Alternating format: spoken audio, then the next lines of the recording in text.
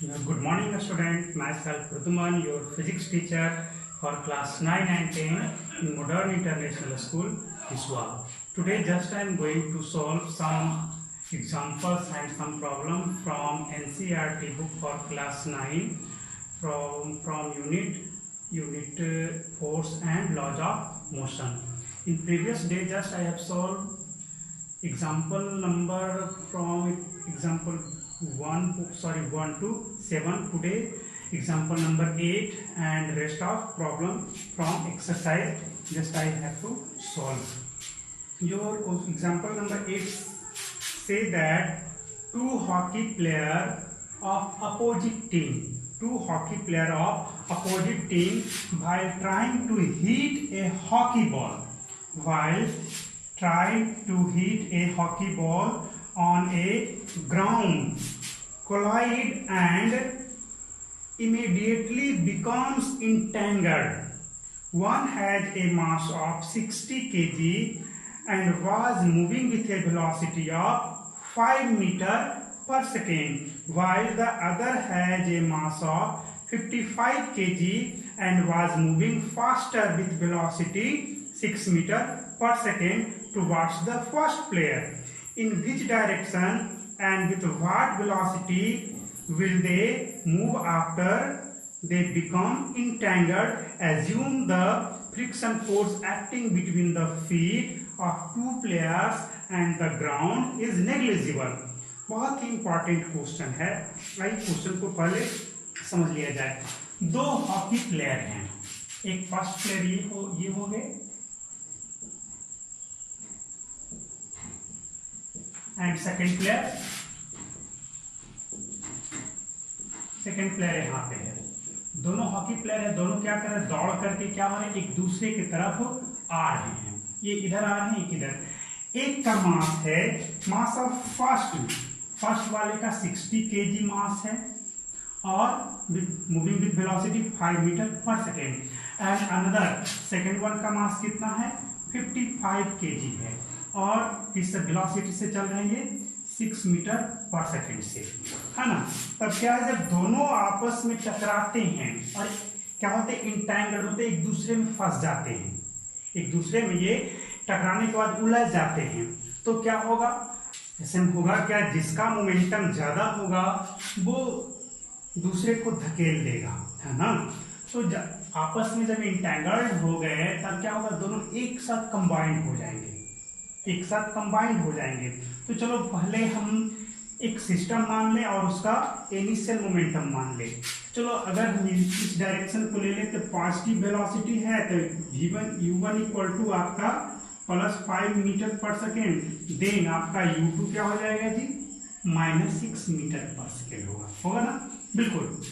अब देखो ये आपका m1 है और ये क्या आपका हो गया, m2 हो गया। Initial momentum pi is equal to m1 u1 plus m2 u2। That means आपका क्या हो जाएगा, ये m1 m1 कितना है, 60 × 5 प्लस -5 × 55। जब आप इसे सोल्व करोगे तो 300 - 330 so overall -30 kg meter per second. This is the initial momentum of the system. After the entangled, both body combined together. That means mass of the body is 60 kg plus 55 kg and velocity is common for both. So final momentum is, suppose after entangled velocity becomes v. So final momentum is m1 plus m2 into v. So by the conservation of linear momentum, no external force applied on both the body. That means Pf is equal to Pi. Initial momentum is equal to final momentum. That means here 60 plus 55 kg into velocity is equal to -30 kg meter per second, kg So cancel out. So V is equal to -30 by 115 metre पर second. यहाँ पर क्या आया आपका negative sign, क्या indicate करता है कि जिस डायरेक्शन में सेकेंड बढ़ी जा रहा था आफ्टर इंटैंगल्ड, वे दोनों एक साथ उसी डायरेक्शन में चलते चले जाएंगे। ये सिर्फ कैलकुलेशन करना है, जो भी होगा आंसर आपका आ जाएगा। और question number 4, 2 object of mass 100 gram and 200 gram are moving along the same line and direction with velocity of 2 meter per second and 1 meter per second respectively. They collide and after collision the first object moves at a velocity of 1.67 meter per second. Determine the velocity of second object. दो object है ना, simple सा question है। एक का मास है 100 ग्राम और दूसरे का मास क्या है आपका 200 ग्राम। ये 100 ग्राम और ये दूसरा है 200 ग्राम। यहाँ पे कॉलिजन होता है, इसका वेलोसिटी है 2 मीटर पर सेकंड और इसका कितना 1 मीटर पर सेकंड है ना। 2 मीटर पर सेकंड एंड 1 मीटर पर सेकंड जैसा बोला रेस्पेक्टिवली, मींस 100 के लिए 2 और 200 के लिए 1। आफ्टर कॉलिजन कहा जा रहा है कि after the collision m1 m2 u1 and u2 है गिवन, और दोनों जो है एक ही डायरेक्शन में जा रहे हैं, एक ही लाइन पर भी जा रहे हैं। मतलब कि after the collision the first object move at a velocity of 1.67 metre पर सेकेंड। फर्स्ट ऑब्जेक्ट के बारे में बोला है कि इसका वेलोसिटी क्या है 1.67 मीटर पर second after the collision. Determine the velocity of the second object. तो सेकेंड ऑब्जेक्ट का वेलोसिटी आपका क्या है, ये हमें डिटरमाइन करना। इसका v2 equal to watt, v1 मालूम है। तो कंजर्वेशन ऑफ लीनियर मोमेंटम लगाइए, यहाँ पे सिंपल सा हो जाएगा। क्या होगा m1 u1 plus m2 u2 is equal to m1 v1 plus m2 v2। This is the conservation of linear momentum, p equal to pr। यहाँ से आप अप्लाई करोगे, आपका सॉल्यूशन हो जाएगा, आंसर भी मिल जाएगा। आप खुद से ट्राई करेंगे। ये पेज नंबर कितना था, पेज नंबर 126 एनसीईआरटी से था। Next another problem from exercise question number 5। Question number 5, A truck starts from rest and rolls down a hill with a constant acceleration। क्या है, एक पहाड़ी पर से क्या है आपका एक ट्रक है ना, एक ट्रक आपका है ना। वो क्या है आपका एक पहाड़ी पर से आपका नीचे की ओर आ रहा है एक ट्रक, है ना। इस तरह से ट्रक आपका है ये। तो ट्रक जो आपका आ रहा है, इसके बारे में क्या कहा जा रहा है कि it travels 400 metre in 20 second. कितना 400 मीटर इन 20 सेकेंड। 20 सेकेंड में आपका ये 400 मीटर ट्रेवल कर लेता है। Find the acceleration, find the force acting on it, it mass is 7 metric ton.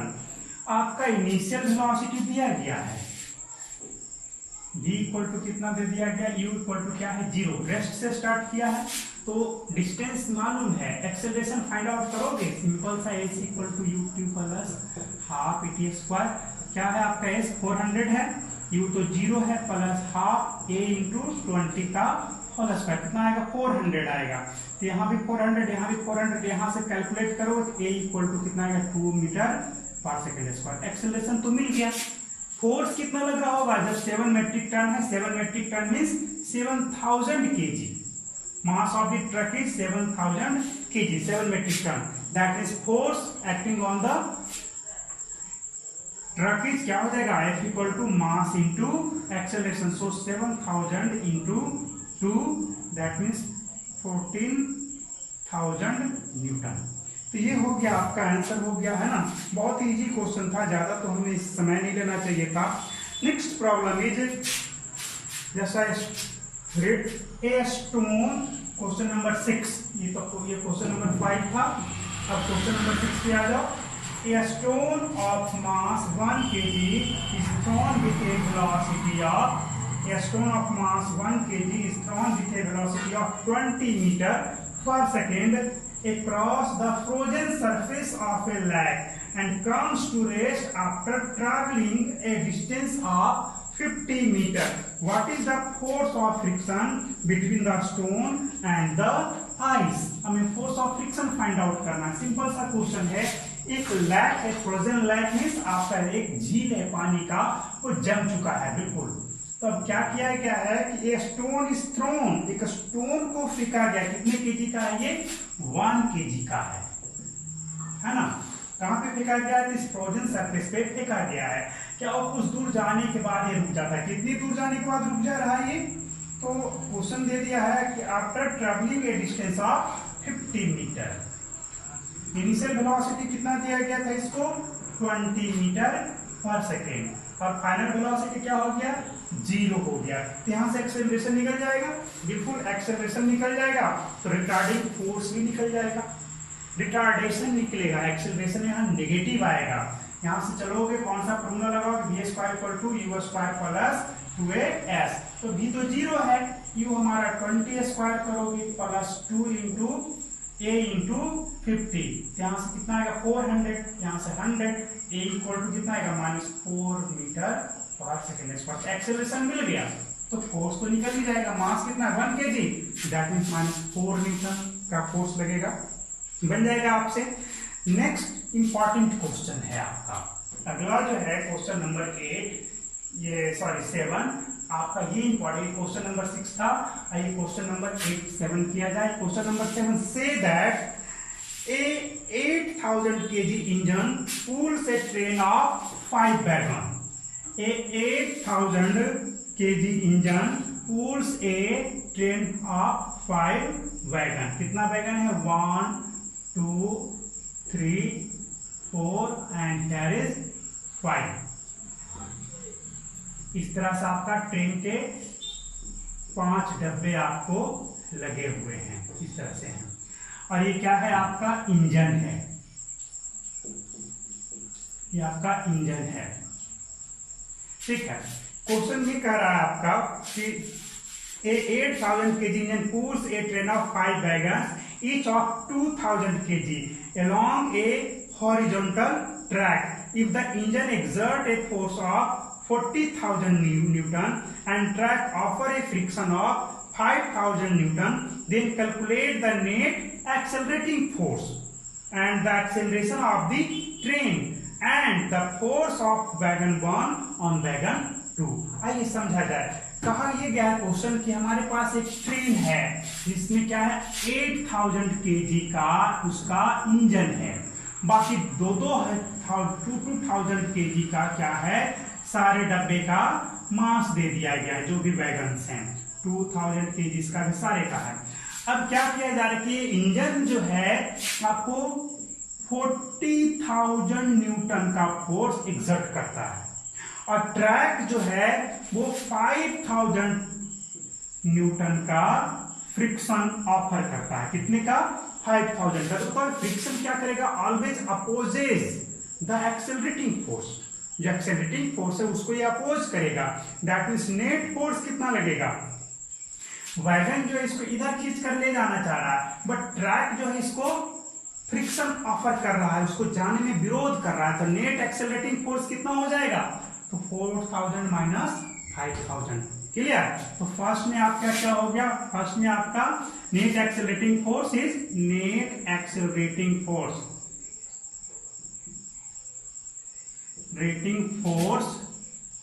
Is equal to 40,000 minus 5,000, that means 35,000 newton. आ गया। Acceleration of the system क्या हो जाएगा? ट्रेन।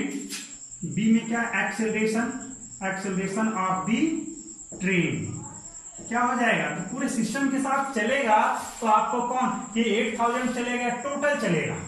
तो चलना तो टोटल को है ना, तो टोटल चलेगा तो टोटल मास कितना हो जाएगा आपका? तो 10,000 प्लस 8000 कितना हो गया? 18,000। Total mass of the train, mass of the train is mass of the engine plus mass of the wagon, that means 18,000 kg हो गया। फोर्स कितना है जी? फोर्स F इक्वल टू कितना है, m इक्वल टू मिल गया, F इक्वल टू आपका 335,000 Newton है। तो एक्सेलरेशन क्या होगा, F by m by Newton second law. तो क्या हो जाएगा आपका से 35,000 डिवाइड बाई 18,000, लगभग ये आपको 2 के आसपास आएगा। तो ये तो आपका एक्सेलरेशन हो गया, काट डालो इसको इस तरह से, कितना आ गया आपका जी 35 बाई 18 मीटर पर सेकेंड स्क्वायर। ये तो हो गया एक्सेलरेशन ऑफ दी ट्रेन, पूरे ट्रेन का हो गया। अब लास्ट क्वेश्चन ये कह रहा है कि the force acting on 2 by 1, जैसे वैगन 1 के द्वारा जो है 2 पे कितना फोर्स लगाया जा रहा है, जरा समझो। ये ट्रेन का जो इंजन है ये आपको फास्ट पे फोर्स लगाएगा, इस पे फोर्स लगाएगा, ये जो है इस पे फोर्स लगाएगा, ये थर्ड जो है इस पर फोर्स लगाएगा। तो इस पर फोर्स लगाएगा तो टोटल खिंचाएगा, ये इस पर फोर्स लगाएगा, इसके साथ जो कनेक्टेड है सब खिंचाएगा, है ना। तो हमें क्या करना है, यहां पर फोर्स निकालना है। तो ये जो है first wagon, second wagon, third, fourth and fifth. तो फर्स्ट वाला सेकेंड पे फोर्स लगाएगा तो कहां पे लगेगा, यहीं पर ना लगेगा। F इक्वल टू यहाँ पे F डैश निकालना है, कितना फोर्स लगाया। तो बताओ पीछे कितने डब्बे हैं, टोटल 4 डब्बे हैं। मास कितना हो गया चारों का 8,000 kg, कितना हो जाएगा 2000 टोटल 8,000 kg हो गया मास। एक्सेलरेशन कितना है अभी हमने यहाँ फाइंड आउट किया। तो फोर्स कितना लगा यहाँ पे, यही फोर्स ना सबको खींच रहा है। तो F इक्वल टू क्या हो जाएगा, मास इंटू एक्सेलरेशन। तो यहाँ पर हम लोग निकाल लेंगे इजी वे में एकदम, कैसे हो जाएगा आपका F equal to mass into acceleration, that is 8,000 into आपका 35 बाई 18 न्यूटन। यहां से आपका ये निकल जाएगा। तो ये क्वेश्चन कंप्लीट हो गया। Hello, your question number 8 say that an automobile vehicle has a mass of 1500 kg. What must be the force between the vehicle and road if the vehicle is to be stopped with a negative acceleration of 1.7 meter per second square? Clear है, ज्यादा तो कुछ है नहीं इसमें। मास तो दे ही दिया है ऑटोमोबाइल व्हीकल का, और रिटार्डिंग फोर्स कितना है 1.7 मीटर पर second square. Sorry, retarding acceleration दिया गया है, रिटार्डेशन दे चुका है। तो फोर्स क्या होगा, F equal to mass into acceleration, that means यहाँ पे फोर्स क्या होगा, नेगेटिव हो जाएगा। सिंपल, कुछ नहीं करना है, 1500 और 1.7 मीटर पर सेकेंड स्क्वायर को मल्टीप्लाई करना हो जाएगा आपसे।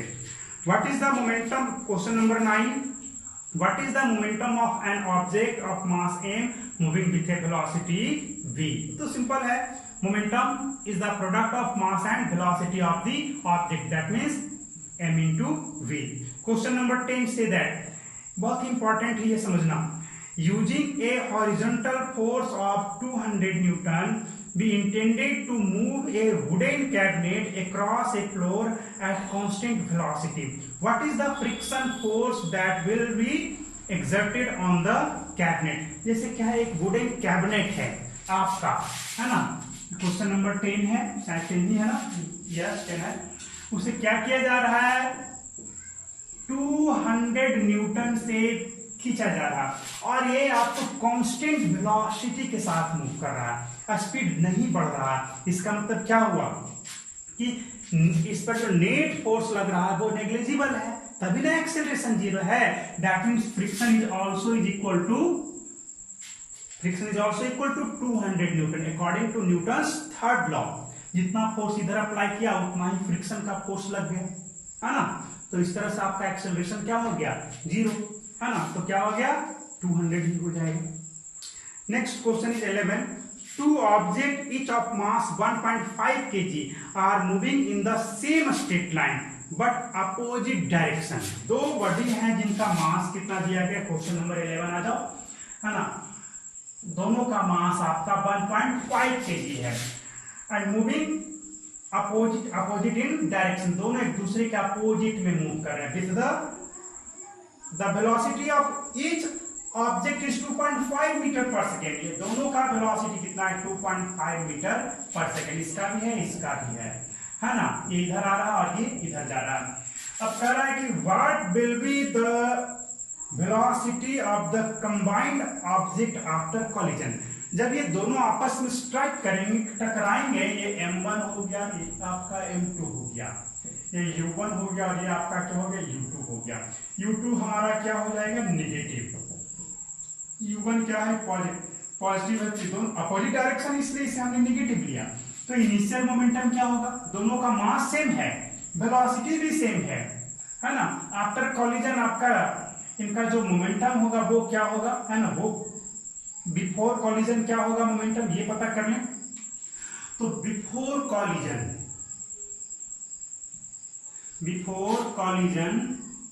मोमेंटम क्या होगा, PIm1 u1 plus m2 u2। यहां पर क्या हो जाएगा, m1 कितना है 1.5 इंटू 2.5 प्लस 1.5 इंटू माइनस 2.5, ये तो जीरो आ गया।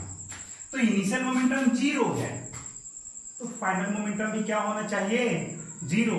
फाइनल मोमेंटम जीरो हो जाएगा, दैट मींस जब कोलाइड करेगा तो दोनों का तो एक साथ हो जाएगा, दोनों मास एक साथ आ जाएंगे, तब आपका क्या हो जाएगा, फाइनल मोमेंटम Pf बराबर m1 plus m2 into v, m1 plus m2 into v। After collision they stick together, जब दोनों एक दूसरे में आ जाए, एक दूसरे से चिपक जाते हैं, तब क्या होगा, तो यहाँ पर वेलोसिटी क्या हो जाएगा, P फाइनल और P इनिशियल करो, Pi equal to Pf, that means 0 equal to m1 plus m2 into v equal to क्या आ गया, 0।